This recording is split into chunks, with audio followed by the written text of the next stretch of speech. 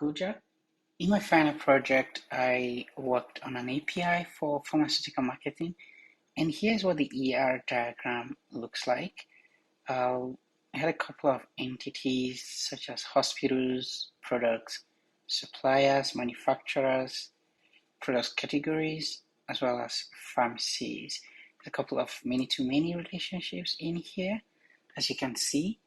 And I used an ORM approach, so I had bridging tables for the many-to-many relationships, and for the entities, I had classes for, say, hospitals, um, category, products, supplier, pharmacy, and of course the manufacturer. For each and every entity here, I had endpoints to be able to send requests to. So, for example, the hospitals, you can see the entire hospital list with this endpoint. And if you want to see a particular hospital by its ID, then this endpoint would serve that information. And this one would create a new hospital that does not already exist.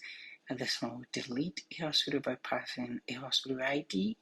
And this one will update an existing hospital record. Here we can filter hospitals by state or by city, for example, and this endpoint will retain the stock levels of a hospital whose ID is passed, and this one will retain the entire hospital portfolio, product portfolio in this case. Where you pass the hospital ID to start off, I use c.py Python file to fill up some fake data to start up the application with, as you can see here. And I also implemented PyTest, and I'm going to show you the implementation of this in GitHub Actions. But one cool thing that I learned during the implementation of this PyTest was the requirement for a database for the test to run successfully, which was pretty cool. So let's head over to Insomnia and let's look at like an entire list of hospitals. For example, if you send that request, then you will get back a list of hospitals that exist in the database. And if you want to see a particular hospital, say with ID of 5, you can send that and it will return every information about that hospital. And if you want to create a new hospital that does not already exist, and we sending this information, then it's going to create, and you can see it gives it an ID of 104.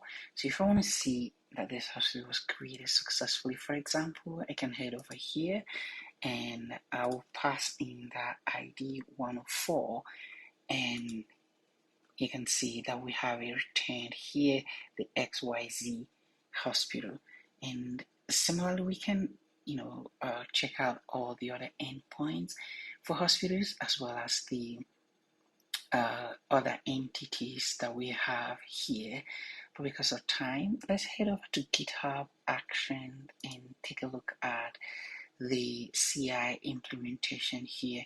You can see here that the build was successful, and if we click to see the details about it, and I go over to the unit test section, actually you can see everything passed here is successful. But then if we go to the run unit test part of it, we can see that 3 tests passed, and that's because in the code base here, if we look at it, I implemented a test on 3 routes.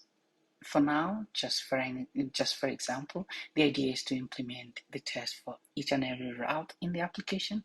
But as you can see, we have this 1, 2, 3 tests running successfully on every push to the master branch. And if we go to PG admin, we can actually see, we have all these tables here, categories, hospitals, hospital products, and if I want to like look at this and I go over here and I want to view all rows, for example, then you can see we have this list of all the hospital ID, product ID, quantities, price, as well as the date updated.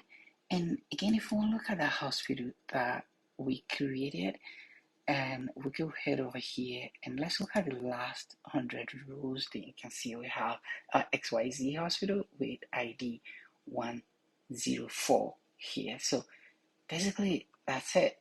Thank you for watching.